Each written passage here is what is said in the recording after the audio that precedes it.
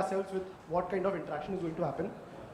We'll be using something called as Mentimeter to get your understanding, your views, your feelings and everything. So I'll just take you through a sample Mentimeter so that you're oriented how to use it. And then throughout the panel, we'll be introducing the Menti experience once in a while so that we can engage with you. Sorry? Sure, I can.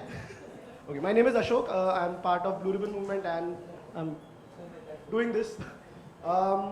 Okay, so if all of you can take out your phones and open your browser.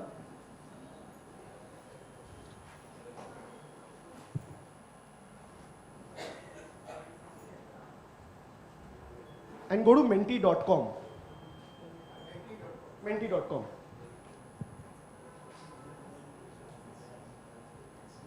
Once you're there, it will ask you for a code. You can punch in the code which is mentioned there.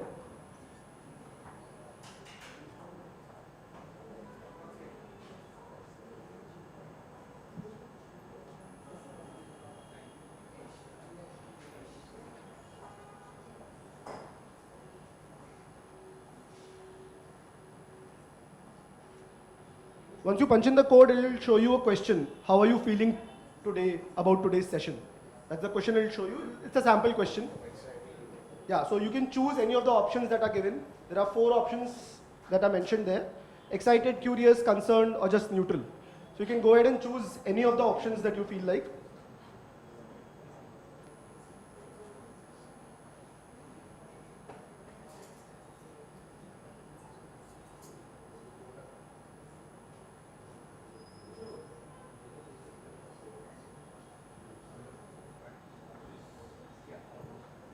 It will show you live what the room is feeling like. So different options, these get updated on the go in a live manner. Similarly, throughout the panel, we'll have certain questions we'll be asking you for your thoughts, for what you think, which then can be posed to the panelists as well. So this way we'll keep it a bit more interactive other than the Q&A and everything which you can always ask. Any questions or concerns with respect to using Menti? Yeah.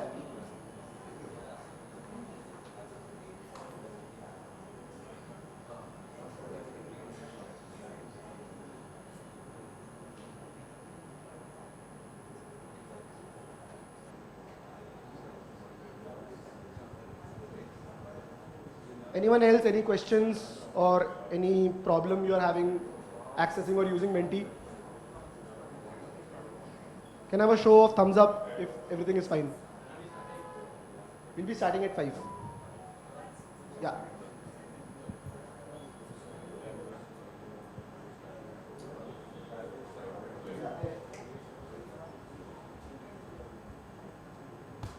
Awesome. So I'll see you guys again when the next Menti happens. Till then, please enjoy. Check.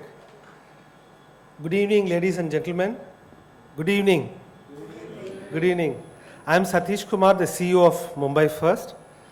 I extend a very warm welcome to all of you on behalf of Mumbai First, our partners Blue Ribbon Movement and Bombay Management Association.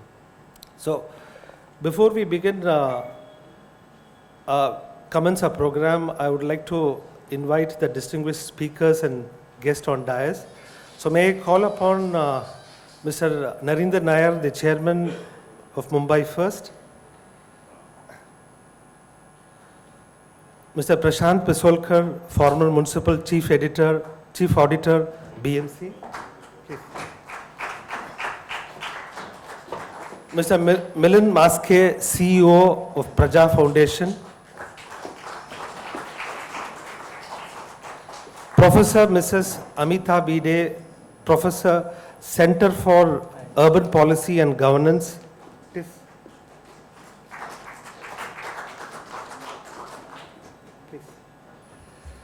Mr. Sanjay Ubale, the Executive Board Member of Mumbai First.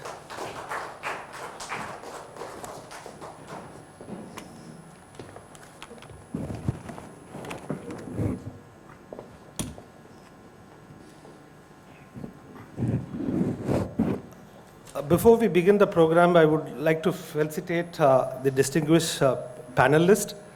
So, may I call upon Mr. Kiran Yadav, the President of BMA, to felicitate Mr. Prashant Pisolkar, the former Municipal Chief Auditor.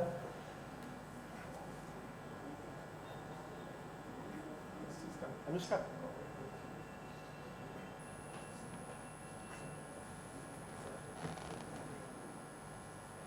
Please.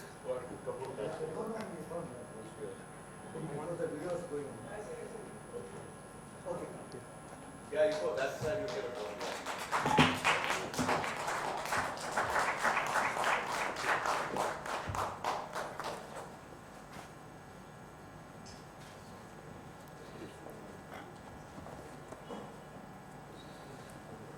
May I call Mr. Pramod Shah, the Vice President of BMA, to felicitate Mr. Milind Maske, the CEO of Praja Foundation.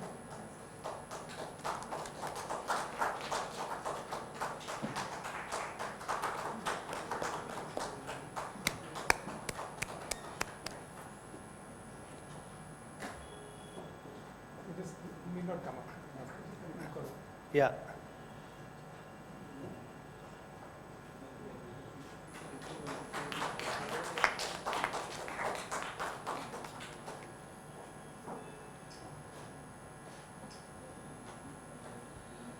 May I request Mr. Sanjay Ubale, the Executive Board Member of Mumbai First, to felicitate Professor Mrs. Amita Bide.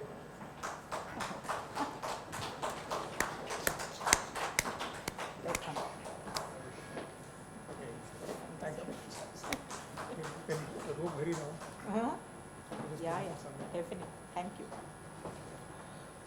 Thank you, all the distinguished panelists. Your presence today is greatly appreciated, and it brings immense value to our panel discussion on 2024 BMC budget analysis.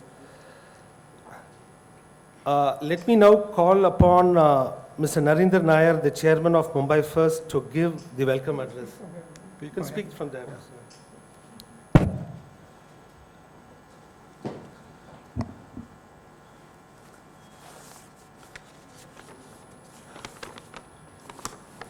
Thank you, Steve. I'm delighted to be here, and a very, very warm welcome on my own behalf and on behalf of Mumbai First to all of you who have come here today to be with us today. Thank you for joining us. We're very grateful to you for your presence here. Several people have asked me why Mumbai First is organizing a program to discuss BMC budget.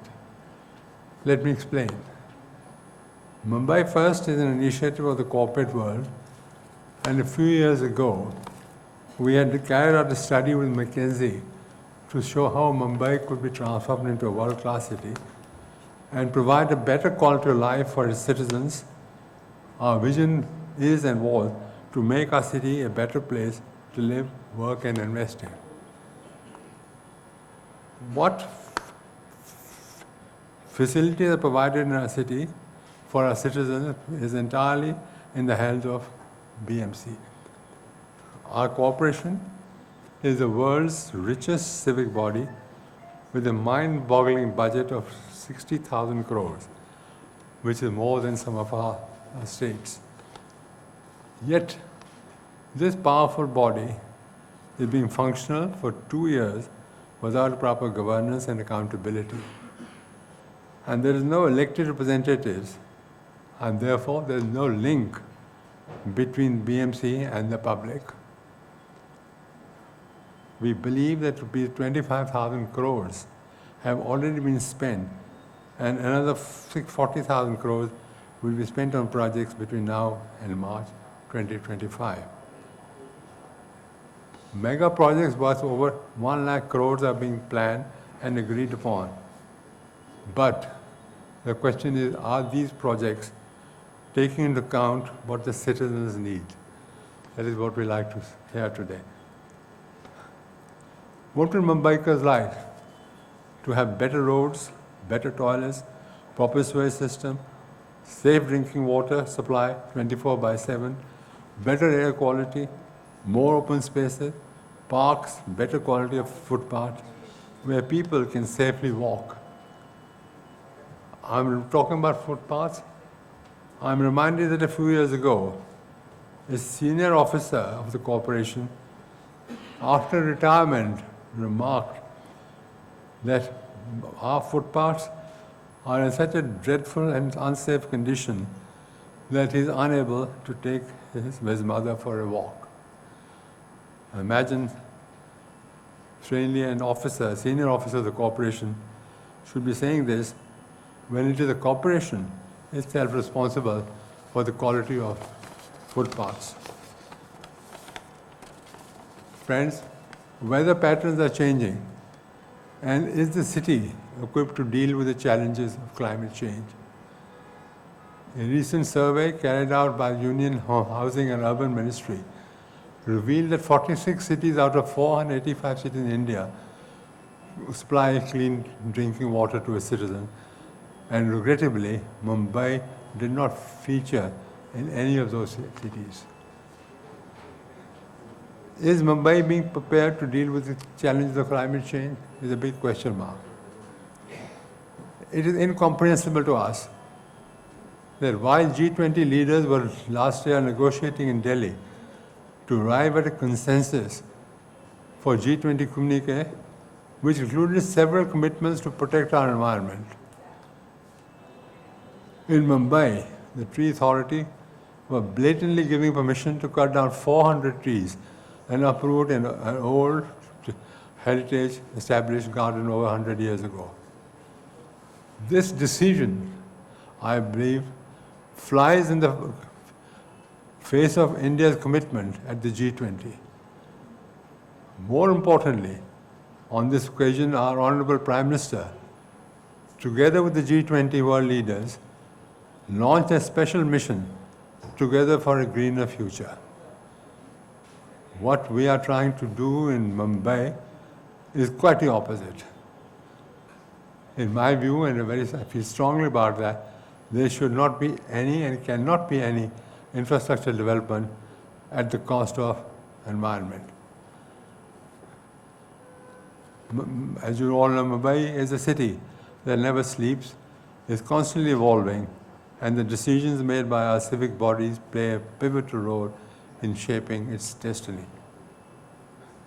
The budget of financial blueprint of our municipal corporation should reflect the aspirations, challenges, and promises for a better city. I'm grateful to our distinguished panelists, Mr. Pasolkar, Professor Bhile, Mr. Pasake. Mr. Kunte was supposed to be here, but he is not joining us today, for graciously accepting our invitation to share their expertise and perspectives. Their collective insights will undoubtedly shed light on the challenges and opportunities that lie ahead for Mumbai. Friends, more importantly, your presence here is a testament to your commitment to Mumbai and its growth. Your engagement and active participation in this evening's discussion will contribute to the enriching dialogue to Mumbai, to make Mumbai a better and a safer place. Once again, a very warm welcome to you all, ladies and gentlemen. And now I'd like to ask my colleague, Sanjay, to take over. Sanjay, over to you.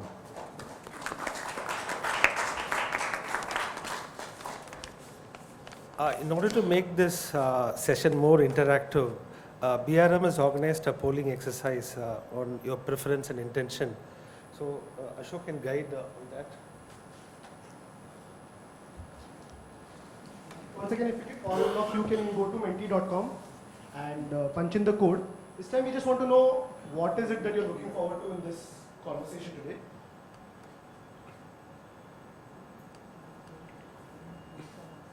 Just take 20 seconds and then we'll go ahead and display what are the various things that the audience is looking forward to.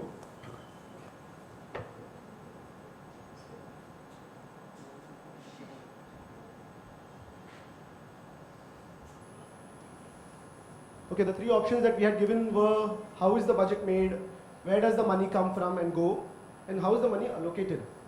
So this is for the panelists to note, this is what the audience is looking forward to.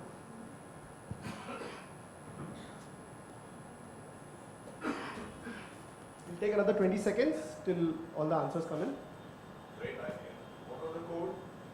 The code is 14319625. 9525. Yeah. 14319525. It's at the top of the screen.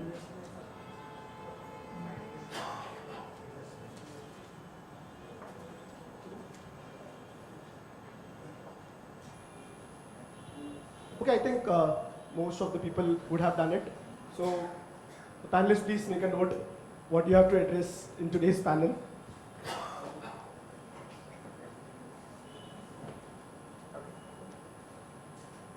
Thank you for those quick responses from the participants. Now I call Mr. Pisolkar to make a detailed presentation. Mr. Pisolkar.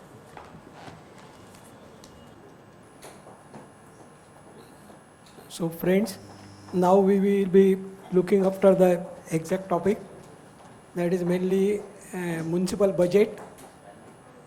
As all of you know very well, that Mumbai Mahanagarpalika is the richest in all municipality over there. Even sir has pointed out that municipal budget is 60,000 crores of rupees, biggest one. 24-25 budget is 59,954, nearly 60,000. So it is equal to any state budget, you might be knowing it. So now we will try to understand the various topics over there and how it works over there. Basically, here I want to give short background. That is, you know, that is in March 21, we have started with COVID-19. After 1 year, March 21, it has devastating factor and it has turned into COVID-19 epidemic. So our 2 year is in that particular health problem, epidemic, and all activity, that is lockup and all other thing, but municipality is concentrating on the health aspect, and health becomes the emergency, COVID-19. So they have to concentrate more on that health activity, and number of even fund is also diverted for this particular activity. So that 2 years, 2021 and 21-22 was affected by this COVID-19. Thereafter, in nearly 7 March 22, the corporation has completed their tenure. That is elected representative, their terms come to an end. And there is a problem, court cases are going on, and hence election cannot be held up. So new elected representative has not come, and our administrative rule has taken that place. That is, municipal commissioner is having whole power of this standing committee, corporation and everything. So it becomes a administrative rule for after this 22. Recently only on 7th March, we have completed 2 years. So for 2 years, there is no elected representative. And after 38 years, this administrative rule has come. Previously it was Damas Uptankar Sahib in 1984, but that was a short tenure. But this is the biggest forever. And now we are on this administrative rule. And as you know, that there is no elected representative. Means councillors and all they are not there. So it is very difficult to represent the citizen to this highest body. So that was the problem. And ward committee was not there, elected representative not there, standing committee is not there. So everything, all proposal goes to municipal commissioner. And he signs as a municipal commissioner, he signs as a standing committee, he approves it at the corporation. So everything is concentrated at one place. So we will see that part also. And now we will come to our subject. But remember this background. So that we have to consider at least presently, because immediately there is no chance of getting election at least for few months over there. So now we will see that budget part. But before starting the figure work, I want to highlight some of the concept of the budget which you must understand, because otherwise we will not able to read the budget and understand it properly. So we will try to see over there. Next slide. So budget, this is the history of the budget, that this word came from French word.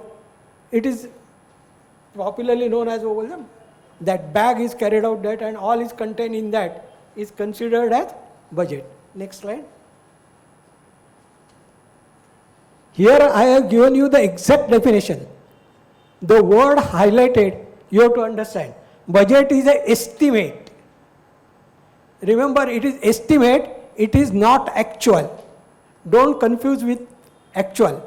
Because once budget is started, we consider, paisa aa gaya, abhi chalo karo. No. It is estimate. And it is both. It is anticipation of income and expenditure. Both is there. And budget is for 1 year only. That is starting from 1st April to 31st of March. Means they have to spend before 31st of March. Otherwise it lapses, cannot be carried forward. So one period, 1 year tenure is there. Next slide. This is same definition in budget. We have tried to explain it, and there you will find the detail. In budget, what you will get? The second part, actual of last 3 years. Remember, this is actuals. So you can judge the performance of previous year. Then current year revised budget estimate is given, because 9 months are completed. So 8 months are completed. So 8 months actual and 4 month estimated is considered, and current year budget is revised. That is called revised budget estimate. And next is your budget estimate for the ensuing year. That is the next year. Next slide. Next slide. This is a description. It is a financial plan of the municipality. It focuses on the fiscal policy of the municipality, what they are going to do over there. And most important part, this municipality prepares budget in two forms. One is revenue budget and another is capital budget. Please try to understand that revenue budget is what we call a budget for day-to-day management of the existing activity. That is just a running of what they are doing. It is continuity. And capital expenditure is for infrastructure, for future planning. And this capital budget, the benefit goes to future generation or improvement and that part. So that we will consider simultaneously. Revenue budget is for day-to-day working, and another is what we call for capital expenditure. So in day-to-day expenditure, we will try to explain you what it includes over there. Next slide. Here I have given you some basic history of municipality. Right from 1888, try to understand the various budgets which are there. One budget is main budget. Then that is divided into two parts. Part 1 is the main budget. Part 2 is health activity. Then next is what we call B Improvement Trust. That is City Bombay Improvement Trust was taken over. So for that, budget B is prepared. Next slide.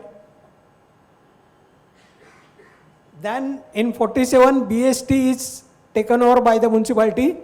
For that, there is a budget C for BST undertaking, electric supply and transport undertaking. Then the area is extended, that is budget D and E, but that is merged in the A budget. Most important part is 1974, World Bank aided project was started, and water supply sewage disposal project is started, funded by even Government of India, World Bank assistance were also there, and for that a separate G budget is prepared. So that is exclusively for that. Next slide. This is just a summary, because nowadays budgets are computerized and you have to understand this by fund code. Now A budget is replaced by fund code 10, part 1, 11, health budget part 12, then improvement under budget B 21, 22, 23, that is improvement scheme, clearance and slum improvement. Then 30 is for education, but education means primary education. Secondary education is under A budget. So exclusively for that primary budget is there. Then G budget is water supply, sewage disposal. Then 50, 60 is tree authorities 50, 60 provident fund and pension fund, that is employee fund over there.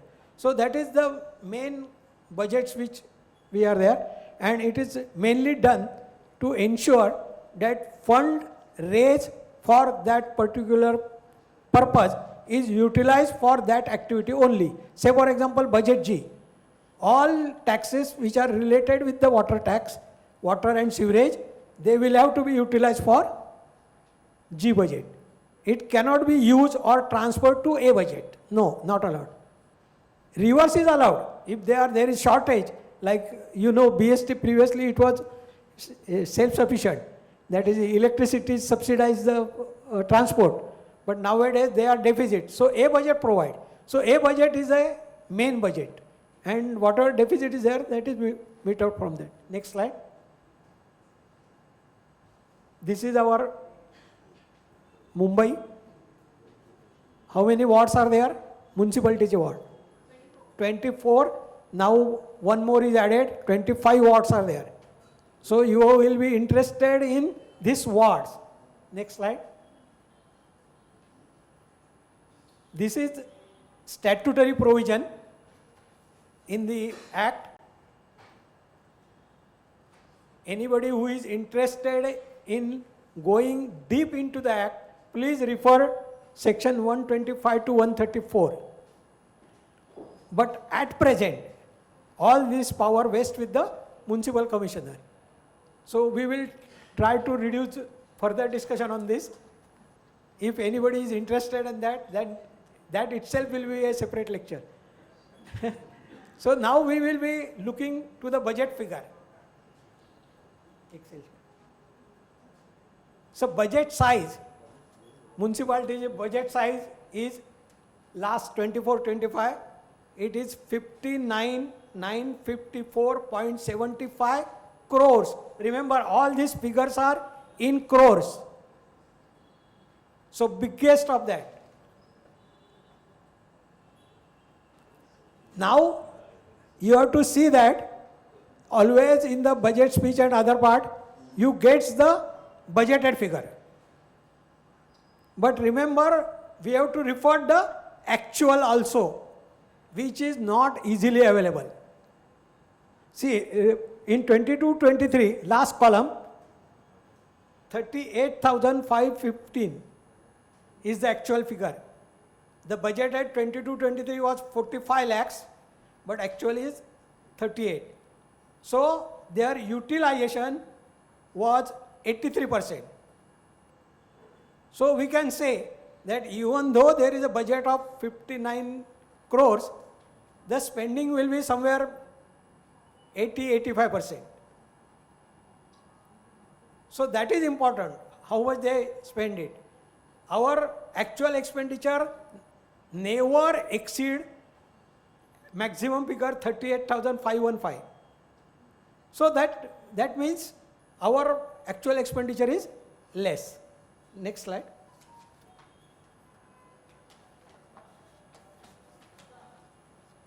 See now here I have tried to give you the highlights of budget. Remember revenue income, revenue expenditure. First column is income and another column is expenditure. So revenue income, revenue expenditure, that is the revenue budget for day-to-day management. Day-to-day management includes establishment, O&MO, maintenance, repairs, routine expenditure. जो है वो काम चल रहा है. to maintain existing level of activity. That is their main responsibility. And that is met out from the revenue income. So our out of 59,000 crore, 35,749, nearly 60% is a revenue income. But capital receipt is only 804. खाली है तो. 804 is what we call only hardly it is 1%. Then from where money comes, that is utilization of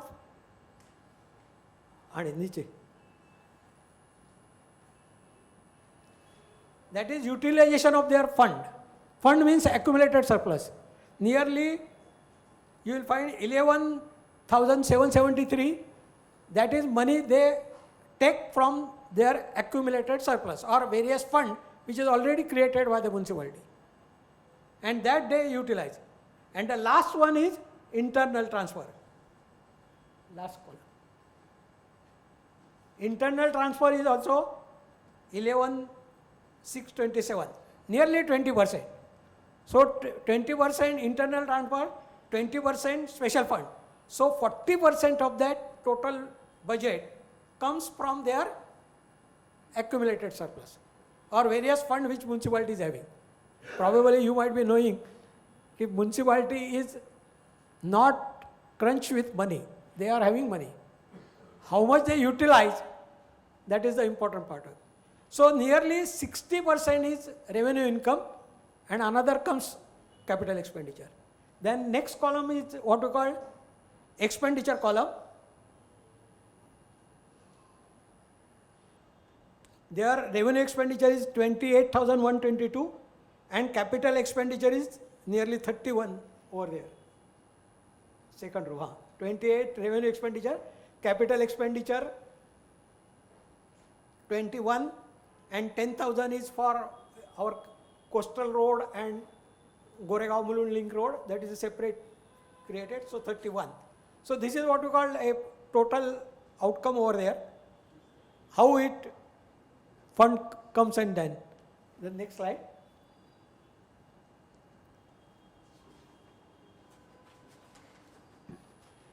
Now we will see your another question is from where money comes, कहाँ से पैसा आता है? You will find the first and foremost source of revenue for municipality is compensation in lieu of octroi given by the state government. Nearly 13,331 crores of rupees, it comes as a grant in aid in lieu of octroi. Previously octroi was there, so they get used to money, but now for that they have to depend on state government. It's state government, they pays them regularly over there. And there is every year, if you refer, there is a nearly 10% is addition. Then second major source is, not major actually, but property tax. We can say own revenue. Property tax, you people are paying to the municipality. Direct tax. But this figure is reducing.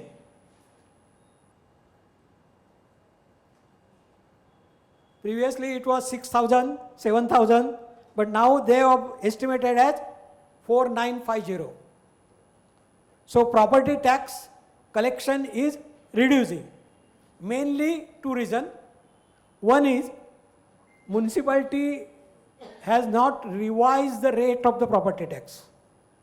In fact, for last 2-3 years, they have tried to convert it on the capital based tax. But they have lost the case in the court. Even Supreme Court has not accepted that method. So now municipality has reverted back to their previous system. So that is one reason. Second, political reason, that is all flat less than 500 square feet, no tax. Free bike बोलते हैं ना, तो उसकी वजह से because of that nearly 500 to 600 crores their income is lost over there. So that is the main two reason over there, and this constitute 14% of the total revenue. Then third one, which is biggest more, is DPP. DP means development plan. That is the construction activity which is carried out by the municipality. They are giving permission and other part, so they are charging over there. So nearly 16% revenue comes from this DP over there. Then fourth next, up, नीचे जाइए थोड़ा. Interest on investment, 7% it is. 2,206. कहाँ आई इतनी investment? It is 7%.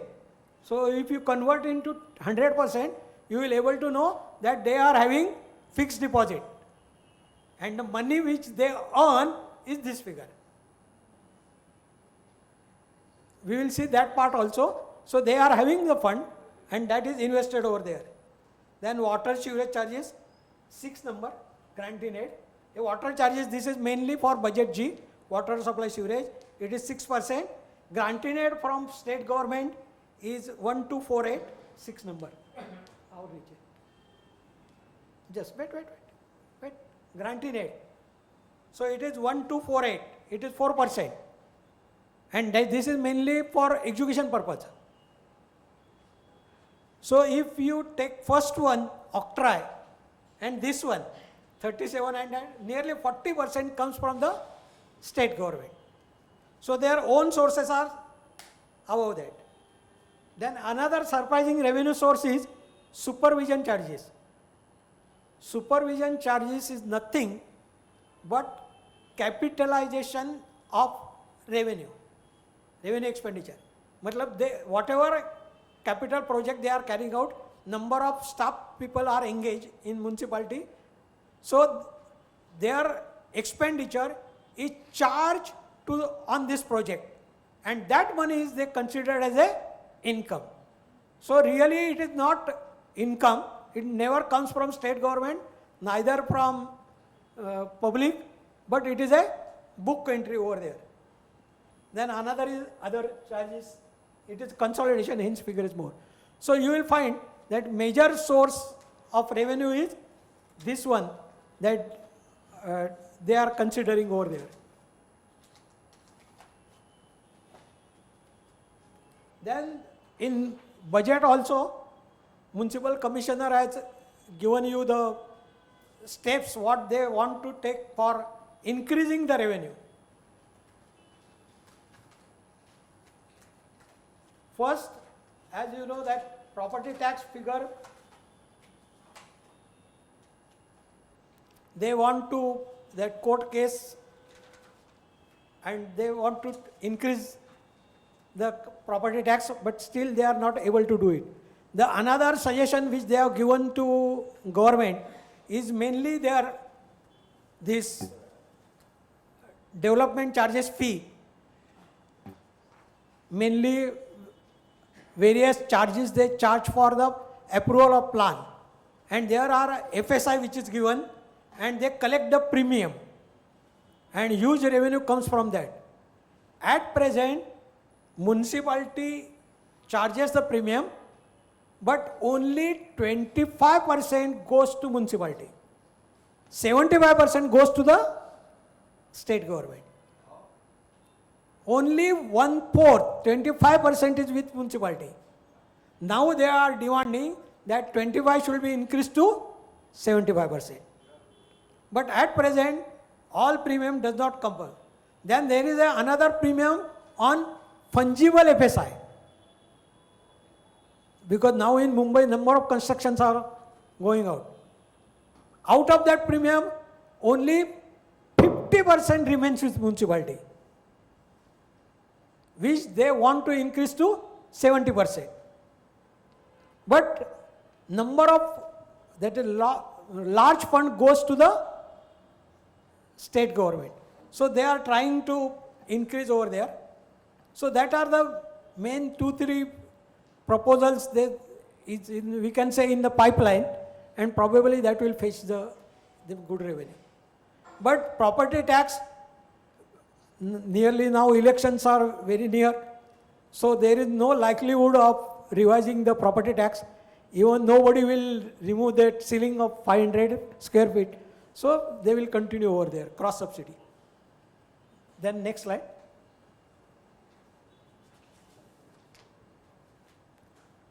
Yes.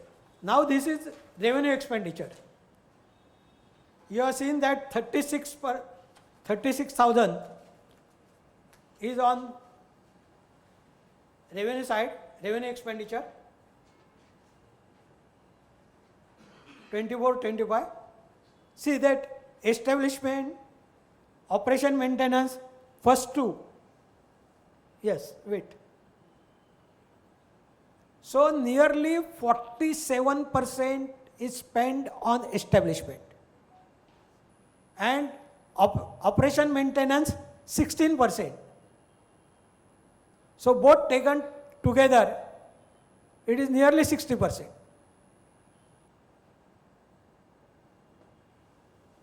Remember, this is budgeted figure only.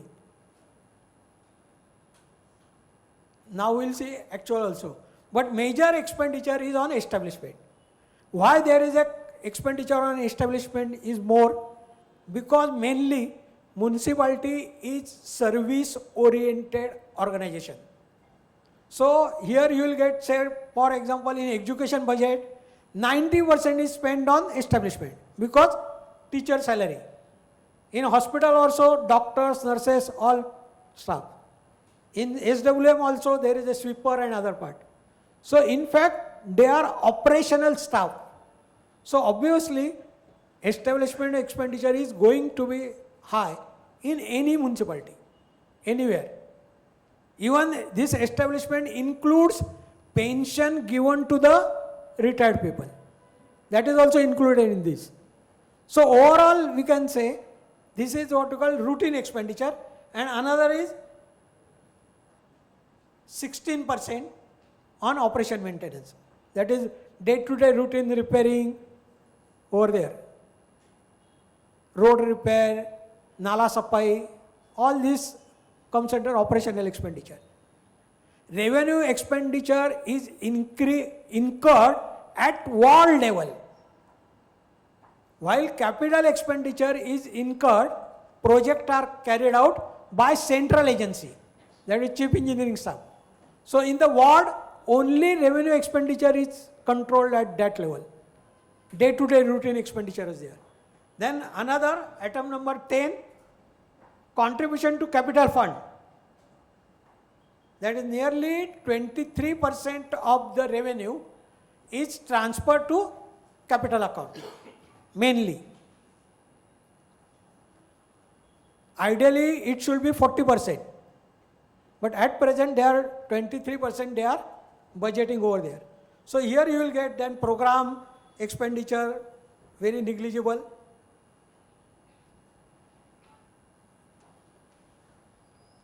And they are having excess income, which means surplus.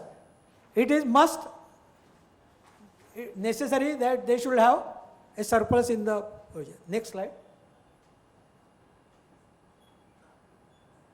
Yes, this is the capital expenditure project. This is the budget figure which they have made. Coastal road, you know, the first phase is Kali Open Y to start with, phase 1. So coastal road, STP, then these are the various departments. Then most important is Goregaon Mulund Link Road. Remember, this is budget provision for 24-25 only. Project cost is much more. We will see that part also. And then health budget, road budget, traffic budget. These are the various departments, a central agency who is carrying out this capital expenditure. So it is an infrastructure development. Clear? Next slide.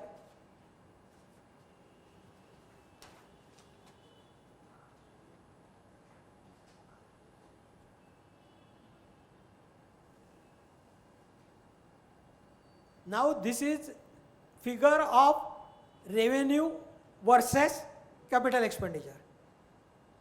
How much is spent on the revenue expenditure and how much is spent on capital expenditure. You will find if you refer to this percentage,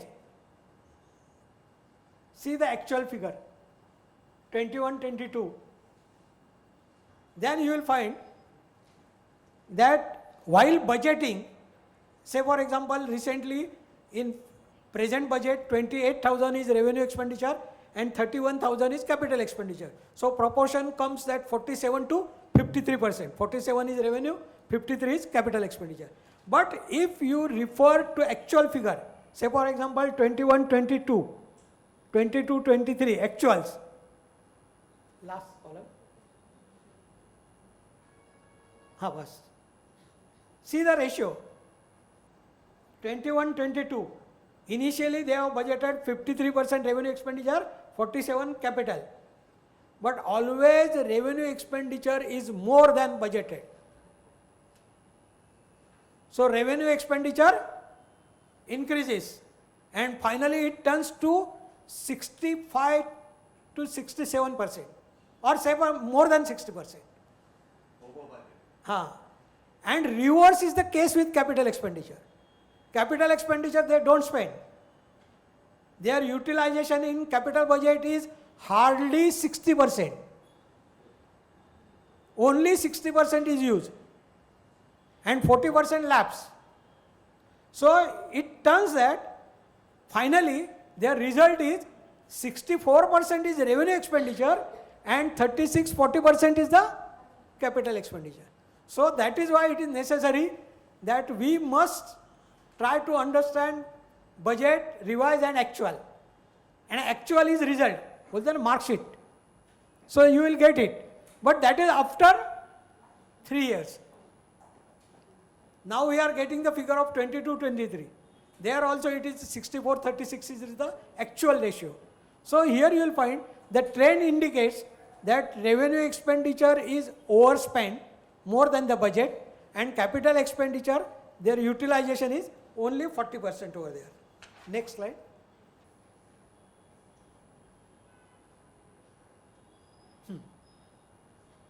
See here in budget, municipal commissioners give you the picture of capital expenditure project.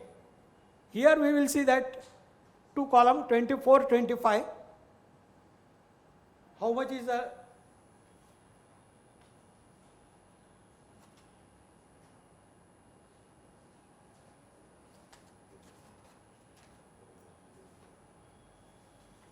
here they have given you the detail about the project. First two is the past liability. Means we can say work in progress. Means project they have started but yet not completed. Nearly 7 to 8, 9,000 crore. The first column indicates the project cost, total project cost. Second column indicates how much they are spending on 24-25. Obviously it will be less. So that is there.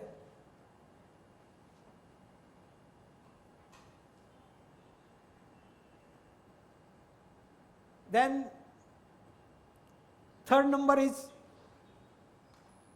sewerage project, sewerage disposal, 4,000. Then Pinjal project, that is a water supply sewerage project is there. They have proposed it. Cost is 14,000, but they have provided, not provided yet much more amount, only token amount is there, because still they have not finalized over there. That main project providing water supply. The fifth one, Mumbai Coastal Road, 2,900 is there, project class 4714. But that is a part. Because 13-14 is the further one, serial number 13, 13.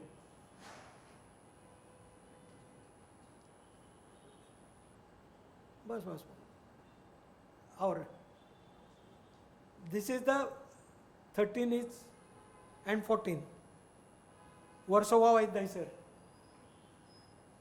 Warsaw Daisar is 34,000. they have provided 1130. Then last, Mira Bhinder. In fact, people are disputing because they are going beyond the limit. Let Bhinder and they should contribute, that municipality should contribute. But still they have taken it over there. In fact, they want to extend the coastal road, Virar, and now they have declared to Palghar also. So that, so that is a main project over there. Then another is what you call regular, serial number 56, Varti, 5 Sala.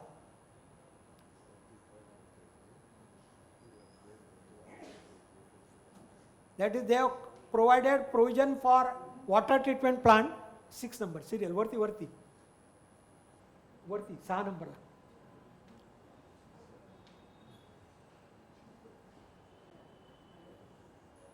6 number, water treatment plant at Bhandup. That is the major activity for budget G, 360 crore, project cost is 6,004. The next one, newly project, desalination. पानी समुद्र का पानी करना है. They have provided 350 crores. So these are the two over there. Then 8 number is GMLR, Goregaon Mulund Road. Cost is 14,874 for that.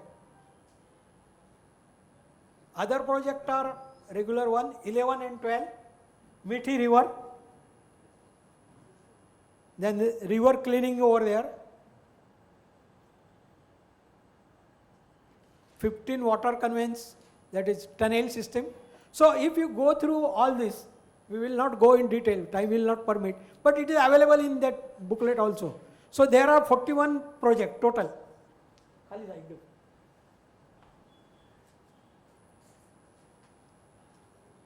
So fund requirement is what we call 1,99,000 total. And how much they have provided? That is 25,236 over there. From where this money comes, इतना जो पैसा है वो कहाँ से आते हैं? Next time, वो reserve है ना? अजून इकडे.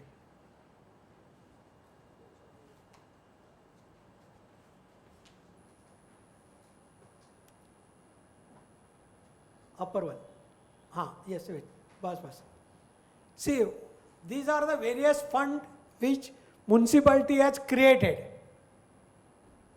Their surplus is credited to this fund. This is all infrastructure development fund, asset replacement fund, depreciation fund, road bridges construction fund, land acquisition fund. These are the surplus, past surplus, we can say past surplus, accumulated over there. Special project fund, last one 13 accumulated surplus. Development fund, remember DCR जो हम बात कर रहे थे ना, FSI, fungible FSI, that is mainly for development work. So these are the funds over there. So this is reserve available. Wait. 45,759. These are 45,000 is various fund which are with them and they can utilize for various project. Then next part is what you call, they are having various other fund, but they are tied fund. Say for example, provident fund, pension fund, gratuity fund. They cannot use this fund. It is, we can say employee fund. Cannot be utilized. Special fund. Adun khali. Bas, wait. Then there are contractor deposit also. But it is temporary, it is a liability. Will have to be given back. So B portion is, we can say it is tied fund, 39,000.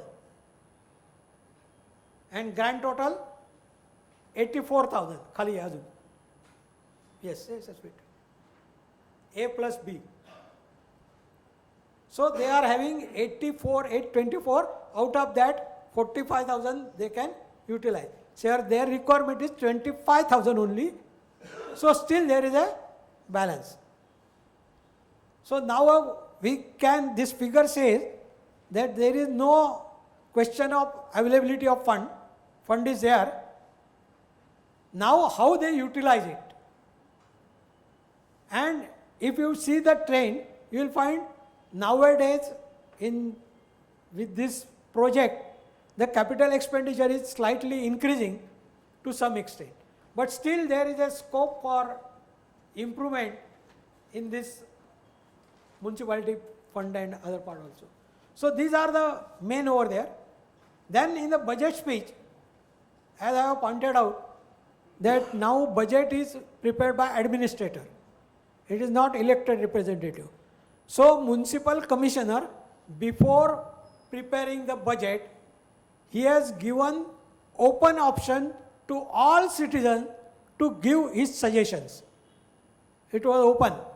पूरा newspaper में वगैरह बताया था, and all people are expected to give their suggestions, what they want to include it in the budget. So that was the first step. Even in the budget speech you will get, first paragraph is this. So they have tried for people participation. But how much is really people have participated and how much is the real discussion, that is a point for research. But still they have done it. And then another is, there is a criticism that after this administrative rule, corporation is abolished.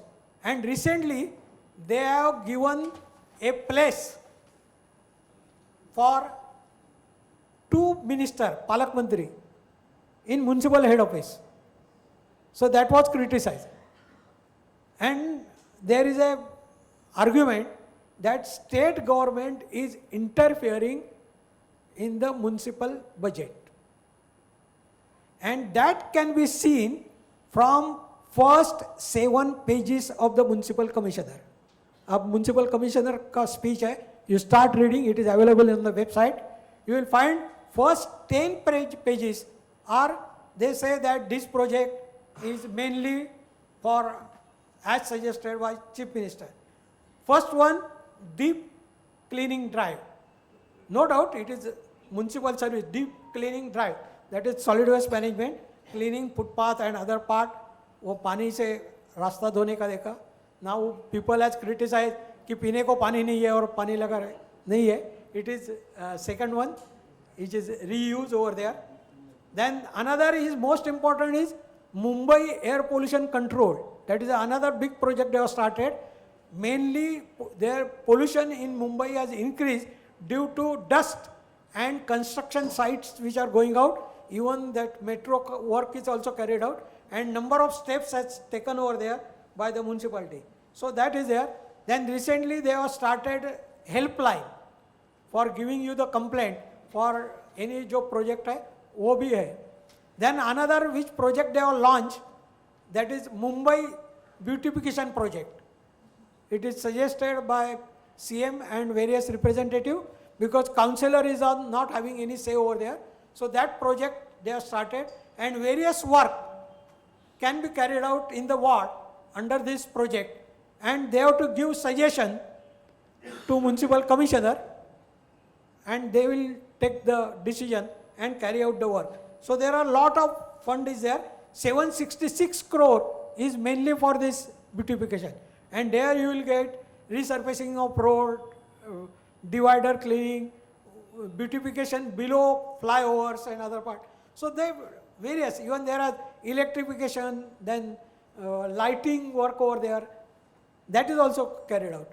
Even they have made a provision for which probably they have already spent, that is for G20 meeting. Number of series of meeting, nearly 8 sessions are carried out in Mumbai. It is an international event. So they have provided fund and they have carried out this also. Even CM has recently given one target, that is zero prescription policy. Means in municipal hospital, all medicine will be provided by municipality only. Because at present some non-scheduled item and implant they are asked to purchase it from outside, but that too also they have now started with this project also. Municipal Commissioner has come out with a proposal for charging extra fee to the patient coming from outside Mumbai. They have put up the proposal, but that proposal is rejected, nobody has accepted, and now there is a one single flat rate for that is very negligible over there for case paper and other part. So that is concessional rate over there. But such types of activities they are carried out over there. Then in budget, they have promised study of self-sustainability of the project. Means the project cost which they are incurring, they are trying to generate income from that project itself to supplement that. But they form a study group and they will decide it. But at present, coastal row, it is free, no toll. Yesterday only CM has announced. So they are doing over there. Then FSI charges over there they have given. I think I have crossed the limit. So I will stop because now it is your turn to ask the various questions over there. So this is the basic, what you call, basic outline over there. And if I will ask. Thank you, Mr. Pisolkar, for the detailed and interesting, very comprehensive budget analysis. Thank you. So, may I call the panelists to come on stage, please? We go to the main part of panel discussion now. So,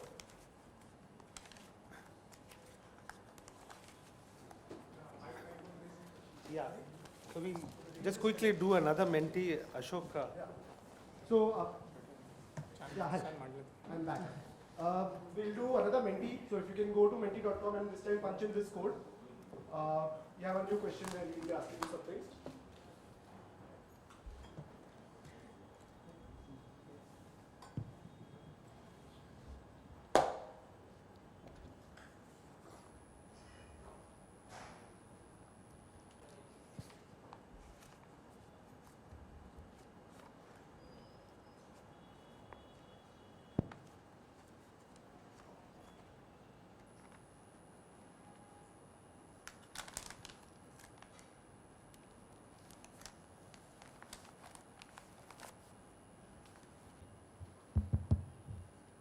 So thank you very much, and thank you very much, Mr. Pisolkar, for a very interesting presentation.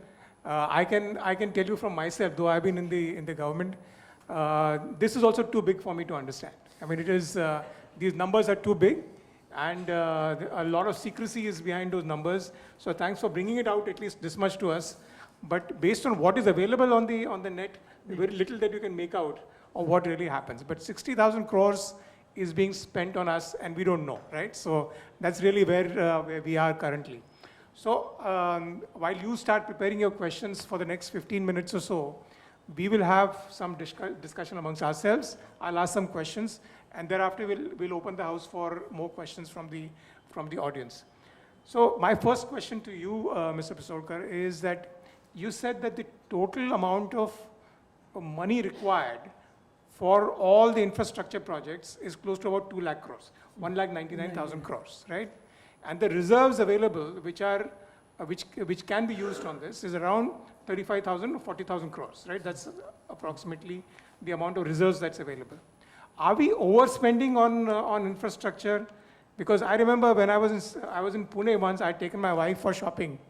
So she went to a shop, and my wife asked the shopkeeper, she wants to buy a sari. You know, the first question that he asked is, budget ka hai? What is your budget, right? So I want to know the amount of that shopping list that has been provided by us, do we have the budget for it? Apli aipad hai ka? One thing is that first is what you call budget is prepared after going through the ongoing work of the particular project. Basically, initially they take the administrative approval for particular project. But once the project is started, at any cost, they cannot be live as alone. सोडून देना छोड़ नहीं सकते हो. They have to complete it even with increase in cost. So every year they revise this figure, obviously, or in number of time even the contract is given, there is a chance of escalation, or phase 2 will be, if it is phase 1 is completed, there is a delay, the second will increase the cost. So it is a running exercise which is carried out, and they first provide fund for ongoing project. That is the first two. That is the outstanding liability for ongoing project. And they will provide fund for that, and thereafter they will take out the new one. So their requirement will be much more. Definitely 199 is not a last figure. It will go on increasing over there. But they revise at the time of preparation of budget. What is the status and what is there. And accordingly, the next column is requirement for that year. Means they work out the phase-wise manner, how much fund is required, and accordingly they work out. And this is carried out continuously. In case of there are elected representative, every 3 months, that is quarterly, municipal commissioner submit this report to the standing committee, that is the finance committee. At present it is not there, but each head of the department has to revise this figure, and he has to give the progress of the work.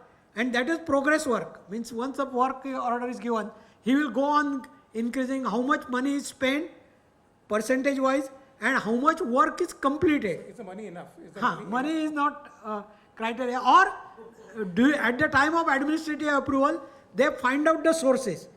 And if required, they will go for borrowing also, or using of internal sources. But for last 2-3 years, even though they have proposed the internal transfer, but that fund is not actually utilized because their expenditure is less. They don't need any borrowing from this internal fund. Right. So my other question to, sir, I'll come to you. You can. Just write it quickly.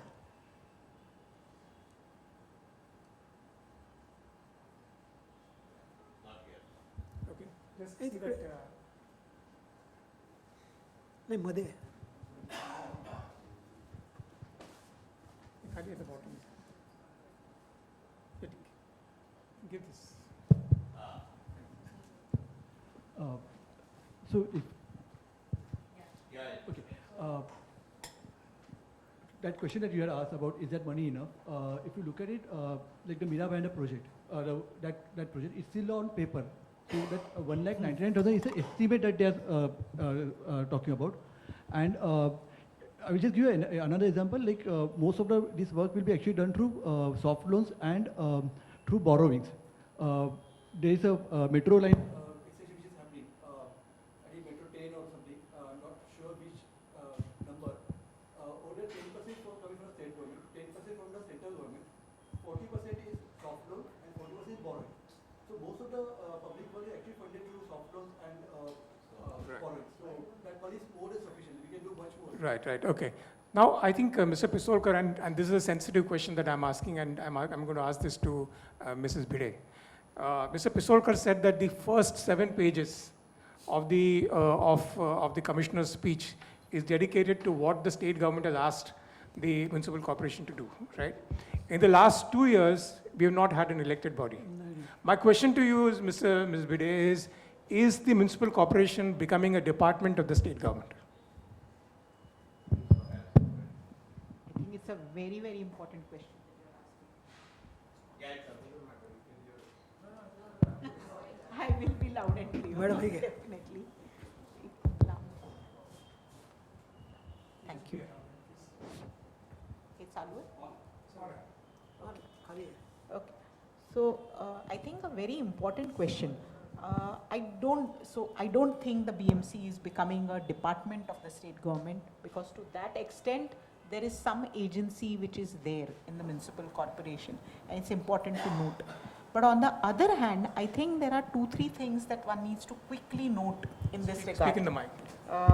And one of these is the Municipal Corporation of Mumbai has been one of the strongest municipal corporations because of its ability to A, raise own revenues, and which gave it considerable freedom in order to also decide its own budgetary priorities. And I think it's something which is unparalleled in some ways in the country. Overall, it is understood that the cities in Gujarat and Maharashtra have a good amount of decentralization, but particularly the Bombay Municipal Corporation has been very well renowned on that. Now, there are two structural issues in what Mr. Pisolkar said. Number one, the reduction of property tax. And I really think that the property tax is a very, very important instrument. For one, it is not only own revenue of the corporation, but it is also a citizen contribution to the city government, and therefore a way of strengthening citizens' accountability, the municipal corporation's accountability to the citizens. Okay? We have never extracted it in that fashion, but this theoretical possibility also of the municipal corporation being a citizen-led government is dwindling year after year, and that's a very, very important issue. The second important structural issue that we have to also realize is there is a whole lot of redevelopment linked, and that was also a very significant source of revenue, as Mr. Pisolkar pointed out. Now, what is the implication of getting a lot of revenue from development charges or premiums or the sale of fungible FSI and the premiums on that? Is basically that this is all redevelopment which does not stick to the plan, one. Second, it has a lot of implications for other related domain developments. Okay? So which means water supply, roads width for that matter, drainage, sewage, open spaces, all of which are collective public goods, the space for which begins to reduce, and the corporation is kind of becoming a, what should I say, अपने छाती में छुरा डालना है, and plus parting with these revenues also to the state government.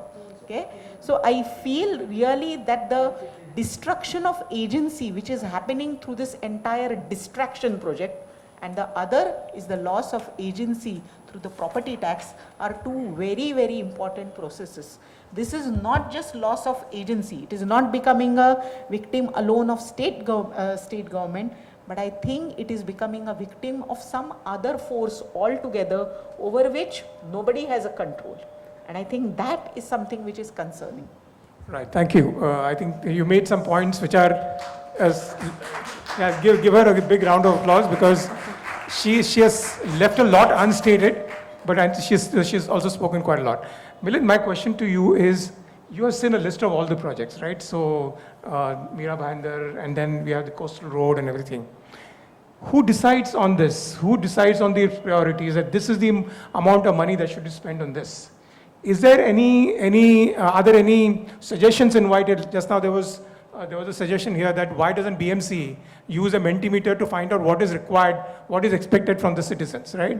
So who tells the BMC as to what should be spent on and how much should be spent? Is there any mechanism for doing that at all? Incidentally, Milind is working with Praja, which is a grassroots organization, which essentially discusses about the connect between the citizens and the BMC. So I want to understand how exactly this happens. In fact, at the start of the panel, there was a question. There was that Mentimeter put up. Everybody kind of put in votes for how the money will be utilized, where the money will come and go and all that. I think there were just 2 votes for how is the budget made, and actually that's the problem. We as citizens are not very much engaged into how the budget is made. Now, who decides the priority? Technically, if the corporation was functioning, the councillors decide the priority. They actually vote on the budget when the budget is made. The budget making process actually starts somewhere around September, the month of August, September, when the ward, at the ward level, the councillors as well as officials give their priority. It gets consolidated around November, December, when it gets discussed in the standing committee once, and I think 5th Feb is the date before which the commissioner has to present the budget in the standing committee, which then of course gets discussed back again in the general body meeting and gets passed. So that's the process which generally happens. Right now, of course, we are being administered, so we are not living in any democratic process in the city corporation. It's managed by just one person, so this is just an exception, so I'm just leaving it aside. Pisoga sir spoke about this year and the last year we had this participatory budgeting exercise done, which frankly was a tick box. It was opened up in January, third week or something like that, kept for a few days. Actually, by that time, there's nothing left to be discussed in the budget. The budget had actually gone for printing. So what happened was just a tick mark exercise. What happened? In Pune, this has been going on since I think 2008-9.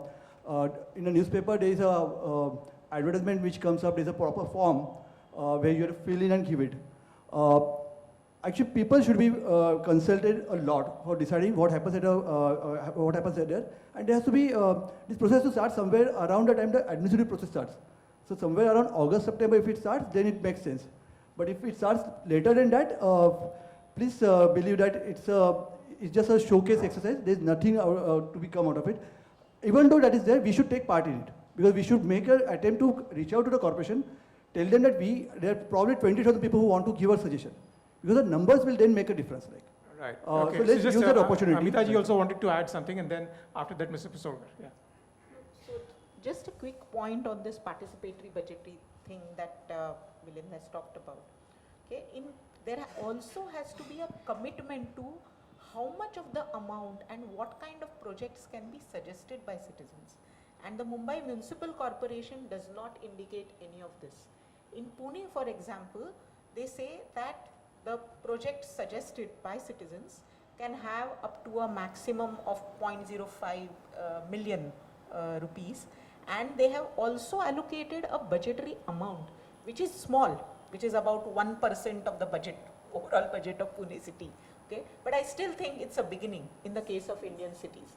There is also Bangalore, which goes much deeper, and then at the level of the ward committees, ward sabhas, in Bangalore, they are also inviting suggestions, and there is actually an outreach by the corporation where there is a budget van which goes through the entire wards of the city, conducting meetings of citizens and inviting proposals from citizens. There is also a guidance about how to fill in this. So this is about the Indian context, and I really feel that these kinds of participation is important. The second very small point that I would like to make is how do we actually distribute the budget? And for this, I mean, we looked at broadly brushing of the city, and I'm sure Milind would like to also add much more on this, how much of ward budget goes to ward. I'll just share the experience of M East Ward, which is one of the northeast peripheral wards of Mumbai. Now, this is a ward which the Human Development Index, one of the only exercises which was carried out of disparities in Mumbai in 2009. Okay? After that, we have not repeated this exercise, but shows that all kinds of physical and social infrastructure is extremely deficient in this ward. Okay? And there has been a legacy of that. Okay? How much do we allocate to this ward? Very interesting. So we carried out a budgetary analysis of just the amounts which have been allocated to the development plan. Okay? So from 2017, the overall allocation within just the DP expenditure, which is also capital expenditure, was something around 0.75%. It reached its maximum in 2021 at about 1.79%. In the current budget, it is 0.02%. Okay? So the maximum amount that we have seen is 1.79%. So my question is simple. Do we use the budget really as a public policy at all? Do we, in preparing the budget, look at the inequities in the city and try to address and bring in some kind of equity of infrastructure, ease of living, quality of life in the city? Or do we only focus on South Mumbai? Yeah, I think that's a very interesting point that you made. I think the point that you have made very, very clear is that most of the expenditure happens on the VIP wards, right? And we are probably sitting in a VIP ward, it looks like, right? And those which are not very VIP wards, which are where actually the expenditure is required, probably the amount of money spent is much less. The second point that we made was, as per the DP, development plan outlines what are the critical infrastructure required in various wards. It could be a school, it could be sewage systems or whatever that may be. And ultimately, it's the job of the government to implement the development plan. Now, you're saying that the amount of expenditure that is implemented on development plan is 0.02%. That means actually development plan is not being implemented at all, and there's no expenditure that is incurred on development plan. Now that's a very serious concern, because what is required on the ground, which finds its expression in the development plan, actually is not happening, right? And then suddenly some schemes come up, like the coastal road, for example, gets a significantly high allocation at the cost of relatively unimportant, so to speak, projects at the ward level, right? Is that Absolutely. okay? Fine. You wanted to say something? Only thing which I want to highlight, especially in 74th Constitutional Amendment, the Act and Constitution has clearly proposed or stated people's participation. And basically in our case also, there is a ward committee, and ward committee discussion is carried out in September, October. And as rightly Madam has also pointed out, that in other state, the ward committee is not that ward committee. It is one individual councillor, he is the chairman, and people, voters are participating in it. That is not still come over there in Maharashtra, but in our case, we are having a ward committee in all 24 ward. They are discussing in September, October. Citizens' suggestion should be considered by the corporator in this ward committee, and they will decide the plan requirement of that particular ward, which they will forward to the municipal commissioner before preparing the budget. So it is mandatory, or at least municipal commissioner will consider their request, and that is added. But and another second stage is at standing committee level. There is a number of changes which is added over there, and finally at the corporation. But at present, this elected body is not there. That is why in last 2 years our participation is literally nil over there. So I think to you, I think with Praja, and you've been trying to engage the citizens we feel pretty helpless, right? As common citizens, we feel pretty helpless. First of all, we don't know what the budget is. If you were to ask when people came in here, at least one number that you should have in your mind when you leave is that 60,000 crores is spent on us every year. If you go even with that much, it's good enough, because you will start asking this question from tomorrow onwards, where exactly this 60,000 crores is going. That's a good enough start. But what exactly can we do? I mean, we don't know. We don't know where to find the numbers. We don't know how to raise our demands. We don't know where the money, we have no say on where the money is going to be spent. What do we do as citizens? So, I think the first step is like all these numbers, like Pisoga sir said, are available on the website. At least we all are pretty educated. It's not very difficult to read those documents. Of course, some kind of help would be useful. People like Mr. Pisolkar and a lot of ex-officials are always available. Like for us also, when we reach out to, when we want to understand any policy, we actually reach out to former officials and they help. Not only that, there's a municipal secretary department in the corporation. And it's there at each ward level also. Like officials in that department are very, very approachable, and these are people who are supposed to be the, if I can use the word, conduit between the councillors and the government. And also for people, if they want to reach out to the councillors, the municipal secretary office is always very helpful. Like, so please do that. I think there was one question which I can probably. It was about the ward budgets. Somebody, where do we read them? Again, the ward budgets are available on the website. Also in the corporation, we can get access to it. Can I share some numbers on the ward budgets just to add to Professor Bhide's points? Of the 60,000 crore rupees, roughly only 16% of the budget is actually spent at the ward level. Rest of the budget, which is 84%, is spent by the central government, central departments. So water, roads, those departments. What really concerns all of us is probably the 16%. and that's pretty low. That number has to go up. That's one. Second, Professor Bide spoke about the, and you also referred to VIP wards and all that. So let me give you a number to that. 23-24 budget, we have done some analysis. We found that B ward, so the per capita spend in B ward was supposed to be 12,615,000. In B, so in C ward it was 12,615. B ward it was 12,223. Similar in A ward, about 11,296. So roughly 12,000 rupees was spent in ABC. What was spent in the wards which were at the lower end was in the range of 3,000 rupees per capita. So for every 4 rupees which is spent in the VIP wards, just 1 rupee was spent in the non-VIP ward. That's the irony of things. So, Ms. Bide, my question, one more question to you is that, Mumbai, there are some prosperous areas and there are some not so prosperous areas in Mumbai. Mumbai is a contrast in a way, right? Now, is it in 2009, from what I discussed with you some time back, there was a plan to identify which are the backward areas where the infrastructure is not very good, the civic facilities are not adequate, and then plan bottom up to see what needs to be done out there and plan bottom up. What happened to that experiment? Why didn't that go forward? Okay, so I think the human development, there are different parts of the world where different exercises are proposed. For example, in 2005, when JNNURM came in, there was a concept called a Ward Infrastructure Index, which would perhaps also be a objective measure of understanding what lies where. Human Development Index focuses on 3 parameters: health, livelihood, and education. Okay? Now, having said that, I think we need these kind of objective measures. We have never ever repeated that exercise because we don't even collect data in that fashion.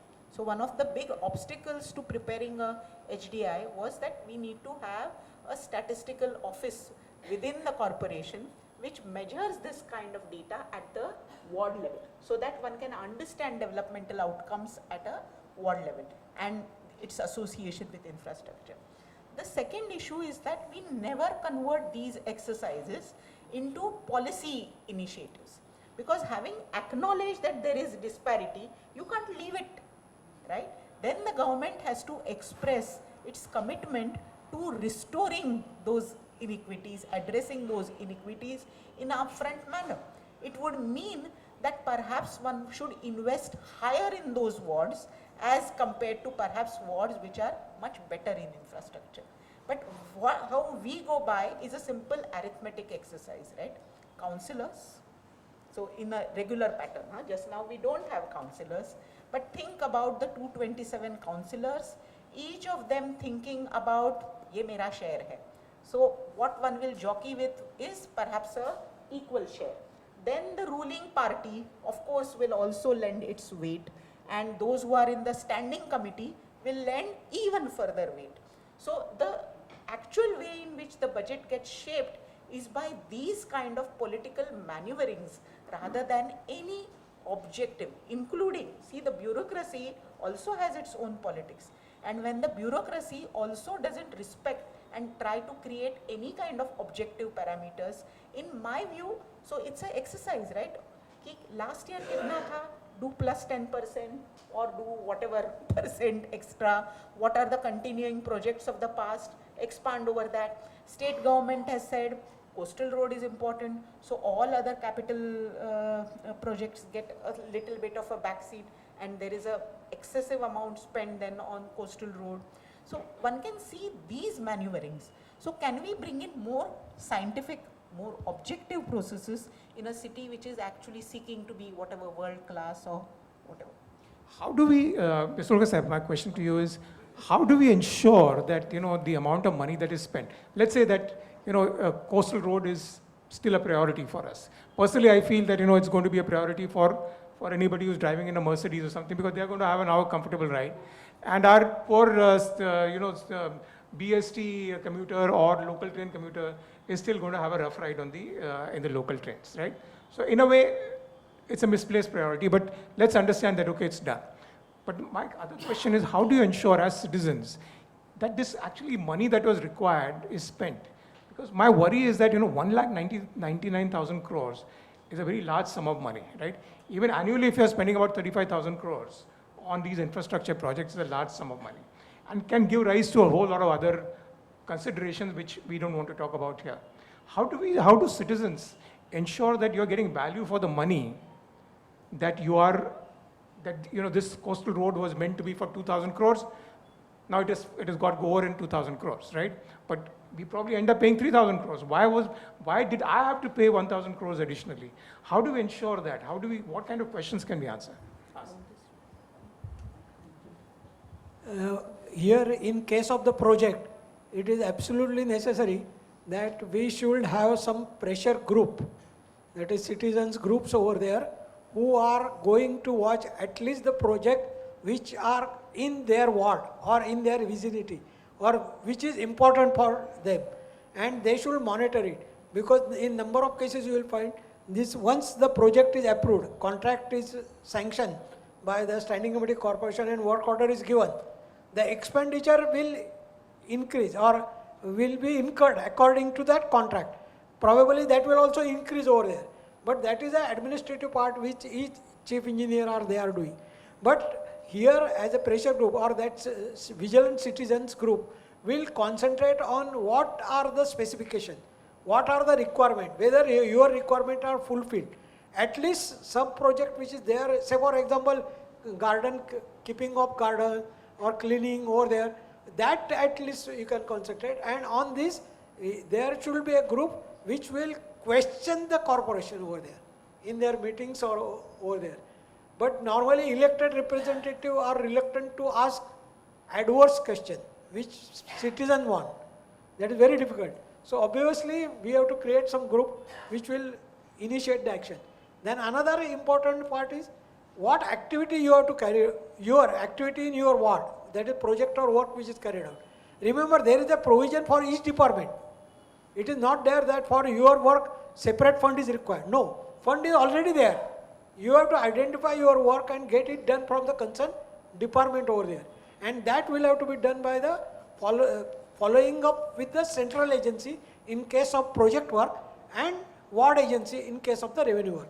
And that will have to be carried out preferably in September, that what work you want to get it done in the next year. And that can be monitored over there.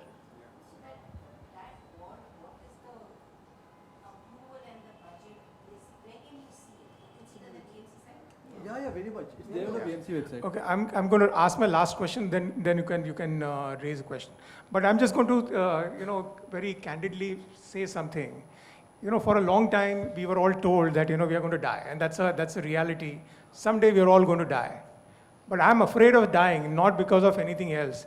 But the crematoriums that are there in the BMC, it's such a terrible place to go. It's such a depressing place that, if my dead body goes there, as it is probably going to be depressed, right?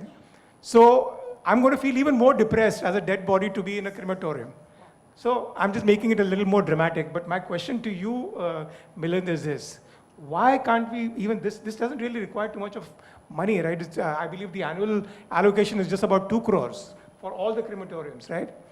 Now, our schools are not in a great conditions. Our parks are probably not in a great conditions. Our toilets are not in a great condition. Our crematoriums are not in a great condition. But that doesn't seem to be we seem to be having a lot of money. Why are these facilities, which affect us on a day-to-day basis, while living and probably even after dying, what can we do about it? May I add, even the BMC offices are not in the No, but they're being lit up from outside now,